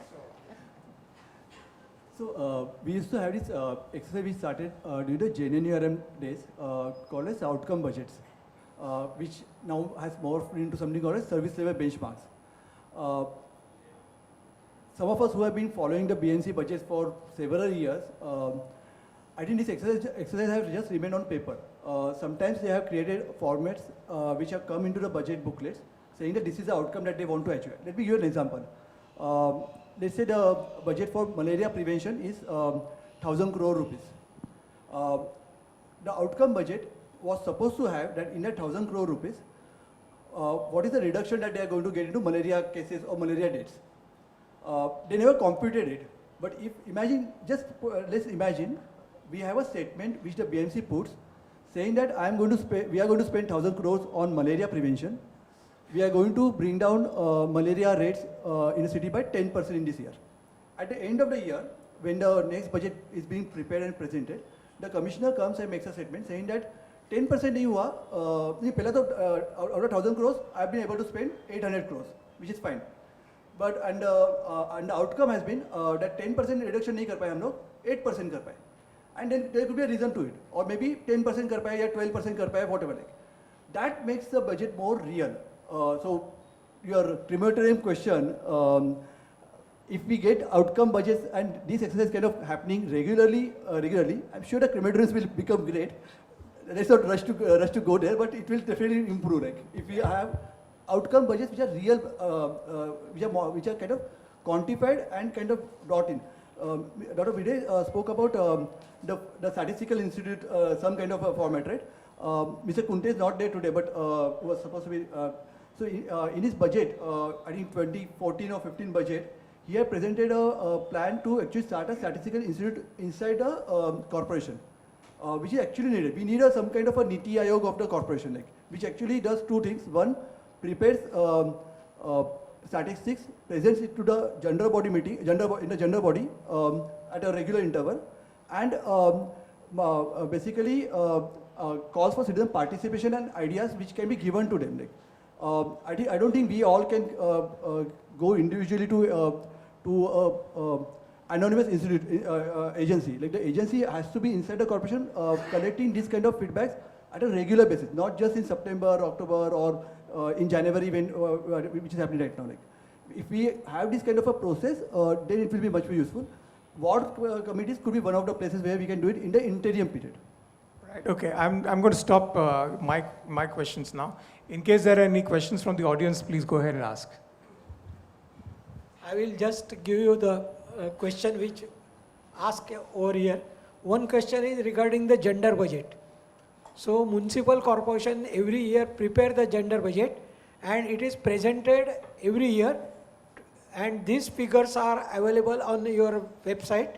On website there is a separate gender budget which gives you the complete detail breakup over there. Then another question is about the slum program. So there mainly budget B is for slum improvement. So if you refer to B budget, you will get the idea. And another is what we call solid waste management and slum sanitation program. SWM management, there you will get it. The question of rack picker is also handled by that department.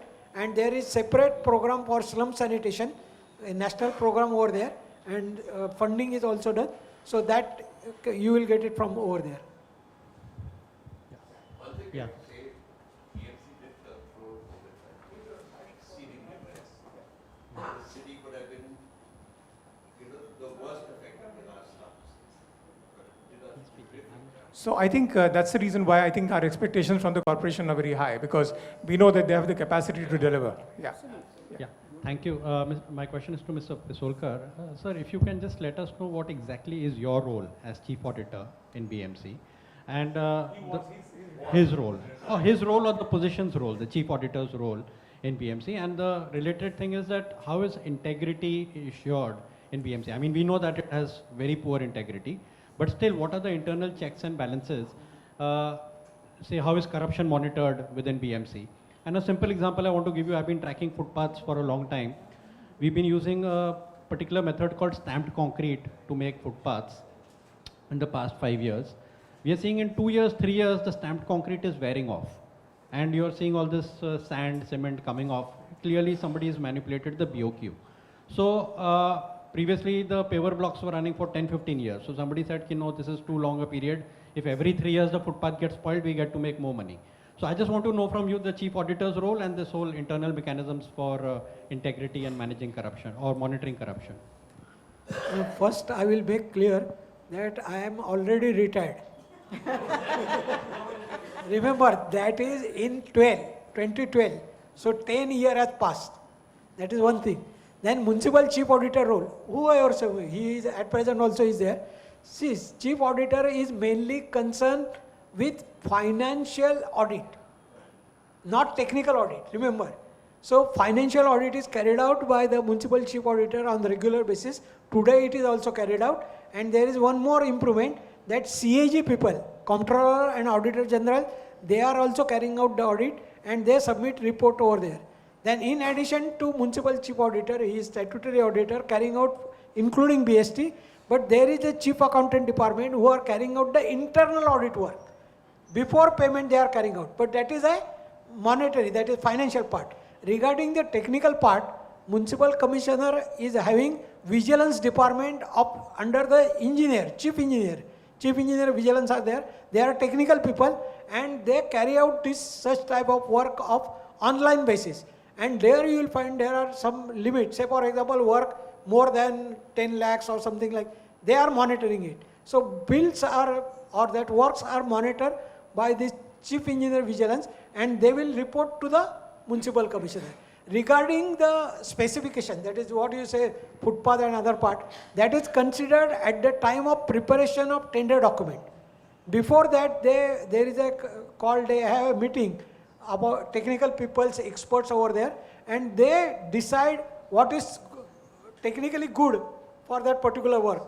And there are cadre of DMC engineering, DMC special engineering. These are the people who are monitoring over there. Yeah, next. Yeah, sorry.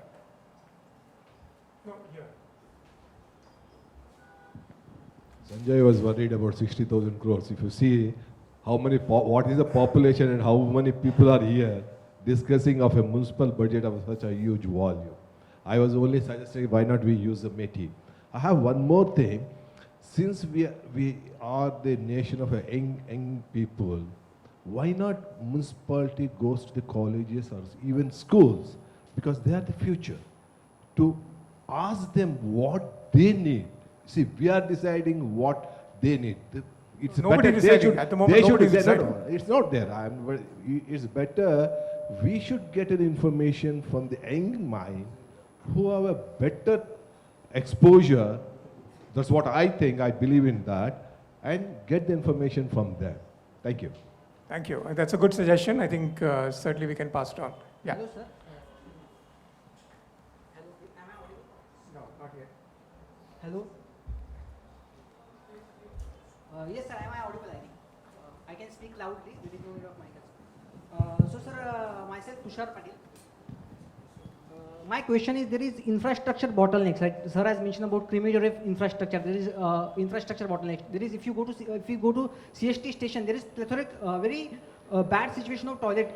If we go to CST station.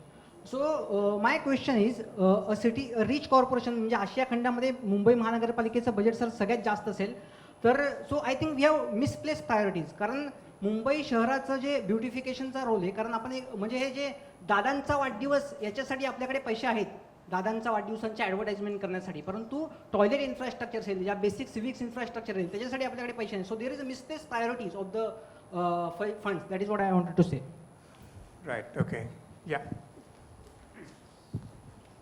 Just one second. At the back, I think there's. You want to raise this question first? No, I have a separate question. Okay, just one second. We are just going right to the back. Yeah. Me? Yeah. So my name is Anand, and I asked the question about water up there. The small budget allocated for water. My question is very simple. The audit is fine. Where does the water go? For 50 years, we haven't had water past the first ground floor. So, it's a very simple question. And about the malaria and everything, I had 3 malarias and I'm a survivor. That was preceded by dengue, and I'm still alive.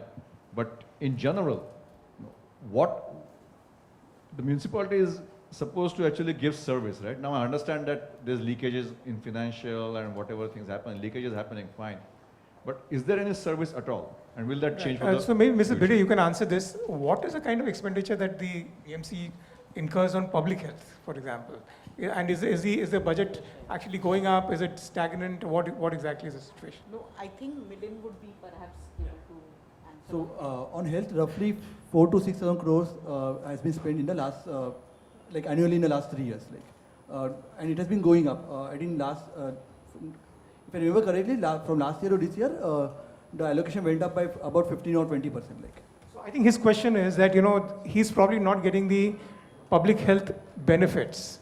So 4 to 6,000 crores is being spent, but he's still getting the mosquito bites, as a result of which he's falling sick with malaria. No, I think your pain, I mean, I completely empathize with that pain, sir. And I also feel that there are many other citizens who have several other issues, right? So I think Praja had brought out a health report card, and which I think is a extremely ominous kind of a report card. There was also a group of experts from IIT, there was me as well, there was an architect from Krivya. All of us have also responded to a petition in the State Human Rights Commission and also given a report on the health situation in the East Ward. And what it says is that within the overall planning mechanisms, there is a complete neglect of health. Okay? So one first embeds all the risk factors for health in the way we do planning. Okay? The second then is the concentration of these kind of vulnerabilities. Now, for example, air pollution. Okay? If you look at the measures which have been taken for air pollution, the kind of concentration, there is a very good report by the WRI which actually assesses which are the hotspots for air pollution in the city. And then if you look at the mitigation measures, you will see that the mitigation measures have no relationship to the hotspots of air pollution. The third element then is the curative infrastructure, and there the BMC is falling short tremendously as in just to give the national standards that we have for different kinds of buildings and amenities. Just in the East Ward, where the sheer requirement for municipal dispensaries should be between 60 and 80 dispensaries, the availability, the current number of dispensaries is 6. Okay, so that's just one illustration for you. And within the running of hospitals and tertiary services at one level, I think the decision currently taken where it should be a zero prescription, I think is one of the most fantastic policy decisions to have been taken, because in the last 10 years or so, the amount of out-of-pocket expenditures of patients have risen sky high, right? But on the other hand, all key hospitals and municipal hospitals are suffering from an immense scarcity of resources, including doctors, trained nurses, other kinds of equipment and running of those equipment. So I think we fall short on all three parameters: embedding health in planning, the day-to-day curative and preventive measures, the creation of curative amenities. Yeah, sorry, I think there's, you at the back, the lady at the back, just before the camera. No, just one second, Kiran, just one second. Yeah, the lady in front of the camera, yeah.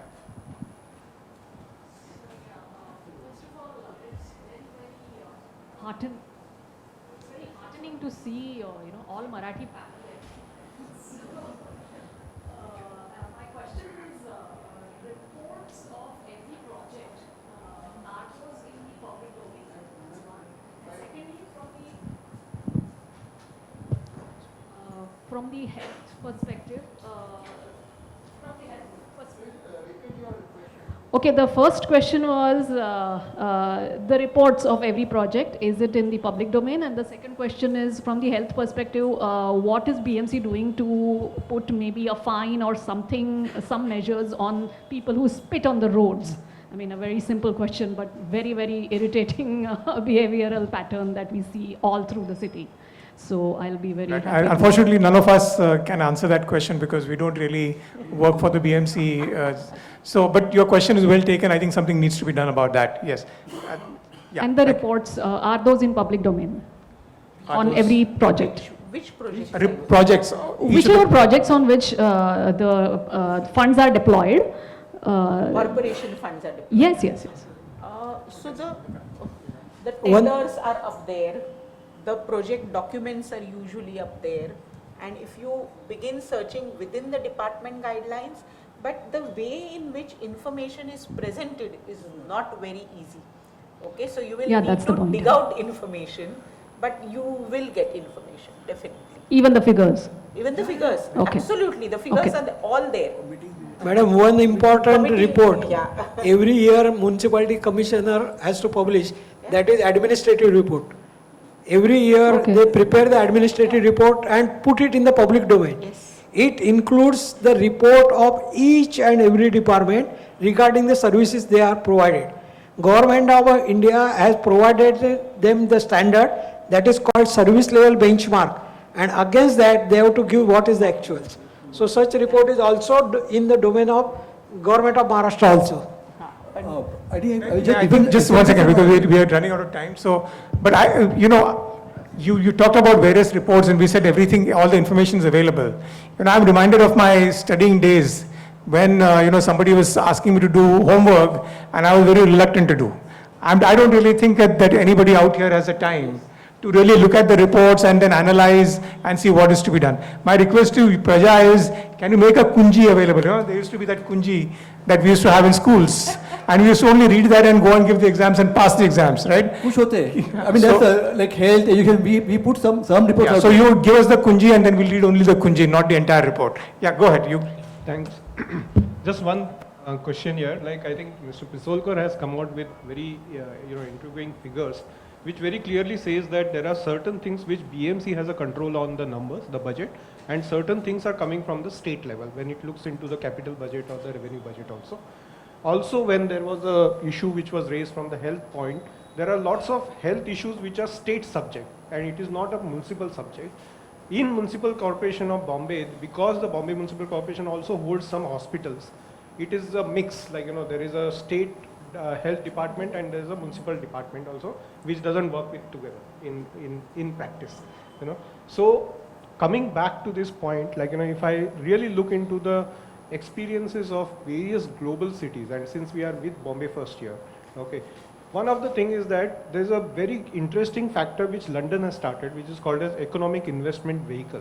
It's something like what Pide Madam has very rightly pointed out about starting a statistical office, but not inside the BMC, but it will be a separate entity. It's a SPV sort of thing. Also, what Milind very clearly mentioned about, like a Niti Aayog for the city. So these things are required. An institutional setup is required, which actually would be able to bring the right implications of the budget, and also the studies, the sectoral studies which have been done by the institute. Yeah, and we'll also have to have active citizens to raise questions based on that. So we're trying to create that here just now. Yeah, sorry, just before that, I think there's a lady here. I'm going to give preference to the ladies because there are not too many here in numbers. I have two questions. One, you said that the budget is allocated for the year and then it lapses. So what happens, and like you showed us the figures that the amount doesn't get utilized. So what happens to the money? You said it doesn't get carried forward. What happens to the money which lapses? That's one. And second, you said that usually the revenue budget is lesser than the capital budget, but the actual spending is the other way around. So if it's happening, it's a pattern and it keeps happening year after year after year, like we saw in the figures, why don't they take that into account while planning, that you give them, you have a higher revenue budget so that ward level spending is more, rather than, say something like Coastal Road, which is going to benefit far fewer people. Remember, first your question, only budget grant lapses. It is not money. First point I have given that budget grant is an estimate. It is not actual money. So it is lapses. Next year they have to again make a provision in the next year. So money kahin pe bhi nahi jayega. Money will be carried forward over there. So that is the first part. Then second, that is revenue expenditure is increasing, capital is less. As a planner in the municipality, municipal commissioner knows it very well, that even though we have made a provision of this, the actual utilization will be only 60 to 65%. They try to increase it, because it is not that there is no planning. Planning is there is work is to be carried out. but due to some problem or that, their spending is less. And they plan it accordingly only. Because if you refer to the actual trend, then we ourselves also able to understand it. But that is being done at the time of planning stage. Right, I think, yeah. Kiran, you and then him. Only two last questions and then we'll wind up. Oh, sorry, I'm sorry. Yeah. Why don't you go ahead first? Sorry, you asked for it first. Some of the questions which I wanted to ask have been already asked by other audience members also. So I have only one or two observations. So now presently all the trees are being lighted, sir. So don't you think that there is a waste of electricity? And number two, at the time of monsoon, it may catch up some fires also because of short circuit. That is one. Number two, sir, your observations regarding the firefighting equipment and the water supply during the fire, because high-rise buildings are there. So how to cope up? I mean, your suggestion on that. And so I would suggest to Mr. Sanjay to collect all the observations given by audience here to the municipal commissioner, so that something is taken on record. Right. And something could be implemented also. Right. Thank you. We'll take them as suggestions and then we'll pass it on to the... Sure. These are LED lights. Yeah. Yeah, Kiran at the last and then after that. Okay. Okay, you want to ask? I think there was this, the young gentleman there has been raising his hand there. Yeah. Oh, sorry. As the 24th Amendment Act has been passed and it's lots of year has been passed. So we are a generator of a revenue, but why we have such a low say on the utilization? And what we can do, or when it's to the suggestion, the implementation of the budget, so how we as a citizen active in it and implement our budget with our mind. So in fact, this is exactly the reason why this meeting has been called, right? To make people aware of what the budget is, right? And then help them understand the budget so that they are able to raise some questions. So this is the way in which we are starting to do this. Yeah, Kiran. Sorry. So I just want to make a few points that Bombay Municipal Corporation, as per the BMC Act, is supposed to give quality services for the obligatory functions that it has as per the Act. We should not bother about creating infrastructure, because there are agencies like MMRDA and other government agencies which are creating infrastructure for Mumbai. So if you focus only on running the existing infrastructure, then you would provide quality services to the citizens. And second thing, as you said, citizen participation in the decision making of creating or maintaining the assets for the citizens should be a must. That is lacking. Mumbai is lacking over there. We should take up from Bangalore and Mumbai and Pune, which has been doing. Only then we'll feel satisfied that whatever tax we are paying, we are getting some quality services out of the corporation.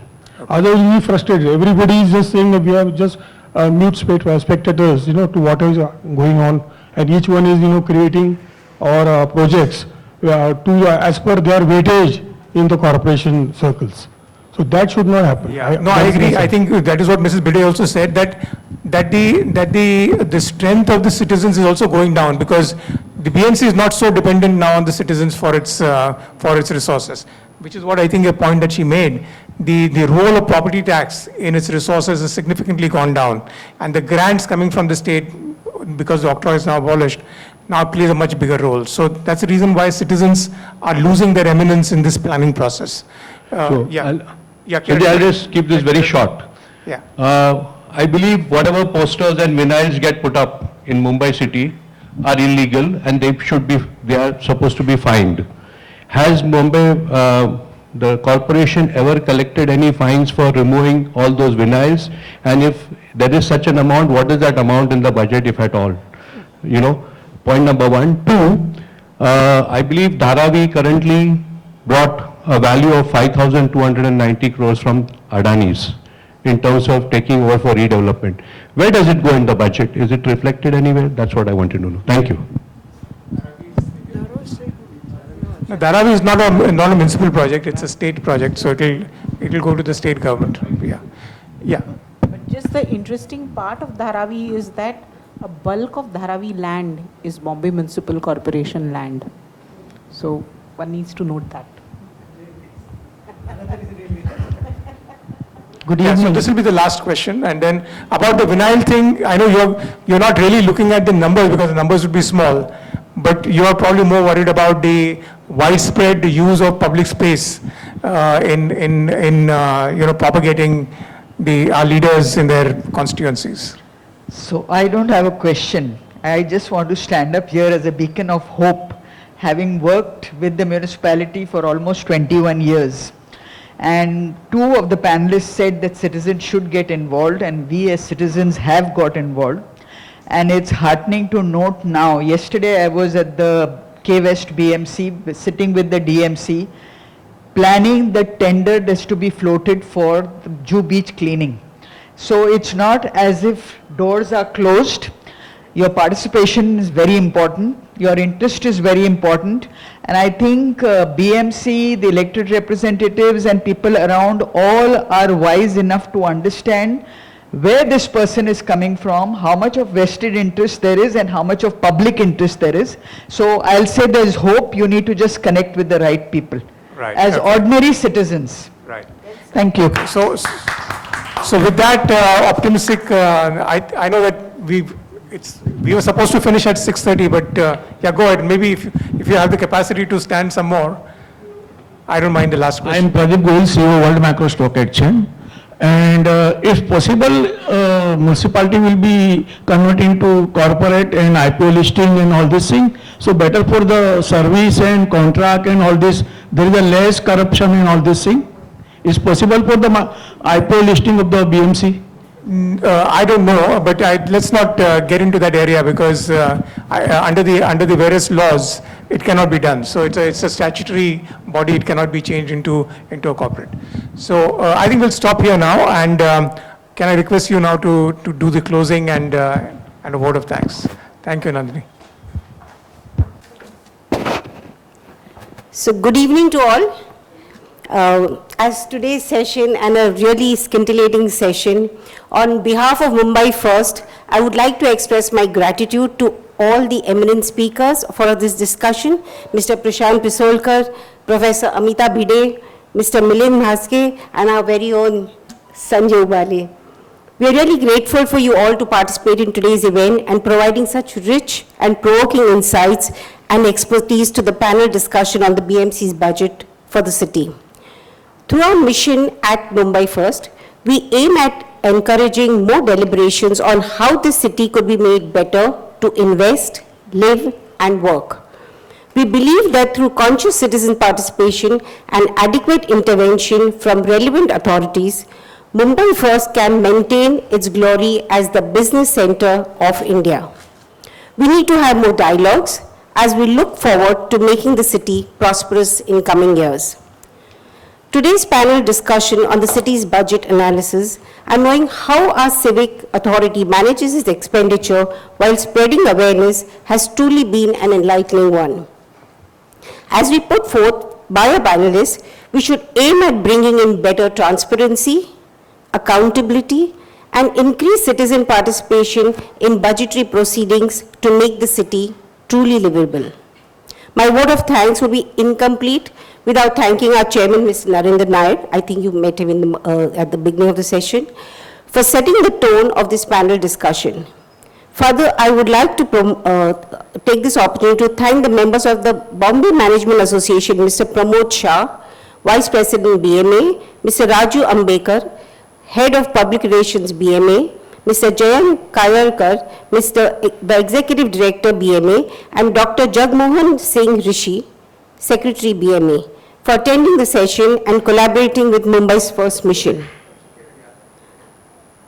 And Kiran Yadav, President BMA. I would also like to thank the managing team of the IMC for actively helping us host this event at the Walchand Hall. Blue Ribbon Movement for partnering with us to create a platform for the citizens of Mumbai to address such development issues of the city. Last but not the least, I would like to thank our team from Mumbai First and share my gratitude to all those who have extended all the technical help in making this event successful. Thank you.